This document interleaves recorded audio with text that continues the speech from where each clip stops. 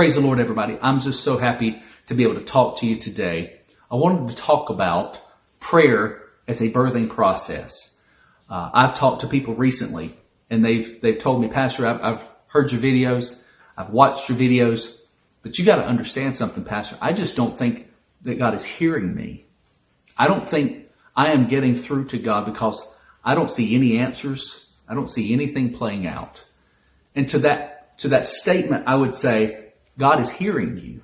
God hears every prayer that you pray to Him. Here's a couple thoughts to think about. When we talk about prayer, you have to understand that He's not always going to say yes to everything that we bring before His throne. We say often is that there's three answers that you're basically going to get from God when you pray. That is yes, where He grants that prayer at that moment. That's no, meaning what you have prayed is not the full will of the Lord. And wait, that there is an appointed time, there's an appointed season that what you're praying will come to pass. So yes, no, and wait. Let's use the example of Lazarus, if we could, in the account of the New Testament. When they told Jesus that Lazarus was going to pass away, Jesus purposefully waited until it took place.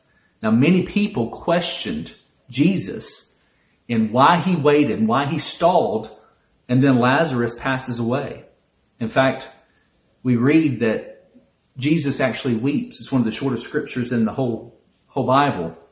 You could memorize that today. Jesus wept. I believe that He wept because they questioned His will.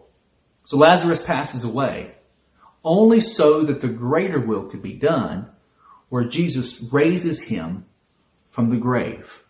So all that time that they felt like He wasn't listening to them, all that time they felt like He wasn't paying attention, obviously they're not getting through to Jesus.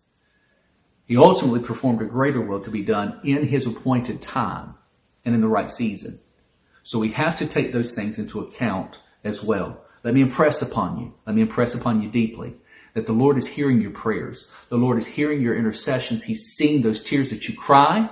He knows them. He sees them. He hears them. And He's taking them into account. But if we're really praying for the will of the Lord to be done, we have to accept His will over our will. And if we're taking it before His throne of grace, we have to lay it there and leave it there as well. I was so impressed with reading Hebrews chapter 11 this week. You got to read it. As soon as this video is over, you got to read it. Before you go to bed tonight, you need to read it. It's not long. It's very short, but it's so powerful, where it goes down a whole list, a hall of fame of faith, a whole list of people that by faith they did things, and they didn't know the end game necessarily because they did it by faith. And then I come to Hebrews chapter 11, verses 39 through 40, and I read the New Living Translation that says this. It says, all these people earned a good reputation because of their faith. Yet none of them received all that God had promised them. For God had something better in mind for us, that they would not reach perfection without us. So we have to understand that by faith, if we're reaching out to God, that there may not be things that we will see to be done. If we do this by faith, there will be things that will not come to full fruition that we will see within our lifetime. But yet there is a greater blessing to be had, maybe down the line, with more people involved, with more things to be taken into consideration. So if I'm laying those things at the feet of Jesus, by faith, I have to trust that His full will is going to be done in that. Prayer truly is a birthing process. So many times things will come to fruition through the course of time. Can He perform the miraculous instantaneously? Absolutely. Can He heal blinded eyes by your prayers today? Absolutely. But if He doesn't, what do? Do we quit praying? Do we quit talking to God about that particular need? Absolutely not. In fact, that's where the true spirit of the intercessor comes to be. I'm not going to quit. I'm not going to quit praying until somebody is snatched out of the jaws of hell. I'm not going to quit praying until that alcoholic spirit is delivered from that spirit. I'm not going to quit praying and interceding on behalf of God until my children have a deeper walk, until they feel God shaking them. I'm not going to quit praying.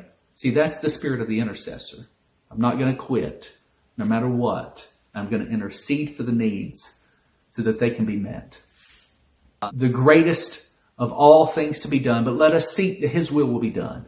And let us not give up until it's done. So birthing the miraculous. We know that at the end of several months in the birthing process, in the physical, there's something that miraculous that happens at the end of that process. But it takes the process of weeks to months for that to take place. And so if we abort the miracle, if we cut it off before it happens, then we don't see God's full hand at work. And I don't want to do that by aborting it, by giving up on prayer. I'm not going to give up on prayer. I want to have the spirit of the intercessor. And many times it takes a process for that to be done. Let me pray for you in finishing up this video today. Gracious God, there is a call out to reach out to new intercessors. Not somebody who would just pray, but somebody who would pray deep prayers. To pray the effectual, fervent prayer of that righteous person that will accomplish so much. And so God, I am coming to you, Lord. I am coming to let a deeper spirit of prayer fall upon us. And let us understand that our prayers are being heard. And it's going to come to pass in the process of time. And we're going to ask for your will to be done according to those things. Lord, let that spirit fall upon me to want to intercede, to seek you in intercession, to stand in the gap for somebody that needs you, Lord. In Jesus' righteous name.